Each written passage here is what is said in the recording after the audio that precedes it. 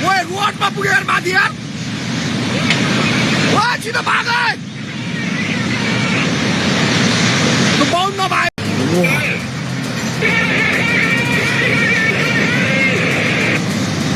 Woi, mati. Woi.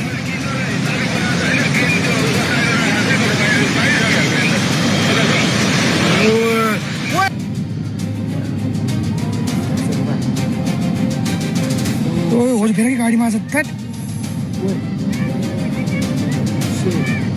ओ शेट man दाजू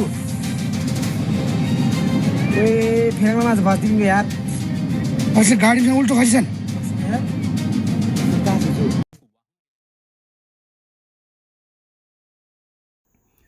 भूकंप, पूर, वादळे, दुष्काळ यासारख्या नैसर्गिक आपत्तींचा सामना जगातील साऱ्या देशांना करावा लागत आहे. गेल्या काही महिन्यात त्यांचे प्रमाणही वाढत गेले आहे. निसर्गाचा कोप आवरणे आपल्या हातात नाही, पण म्हणून जे काही घडत आहे ते फक्त बघत बसणेही शक्य नाही. या अशा आपत्तीत किती माणसे संपतील आणि कोण शिल्लक राहतील हे कोणीच सांगू शकणार नाही. पण जे शिल्लक राहतील त्यांचे जीवन व्यवहार नीट चालावेत यासाठी नेमके काय करायला हवे हे जाणून घेण्याचा प्रयत्न तर करायलाच हवा. मानव प्राण्याने या आधीच्या काळात अशा अनेक आपत्तींना यशस्वीपणे तोंड दिले आहे. त्या काळात तंत्रज्ञान प्रगत नव्हते. आता आपण विज्ञान तंत्रज्ञानाच्या युगात राहत आहोत.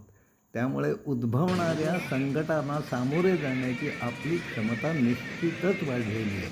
पण अखिल मानवजातीचे कल्याण व्हावे असा विचार करणे आपण जवळजवळ थांबीत आणले आहे.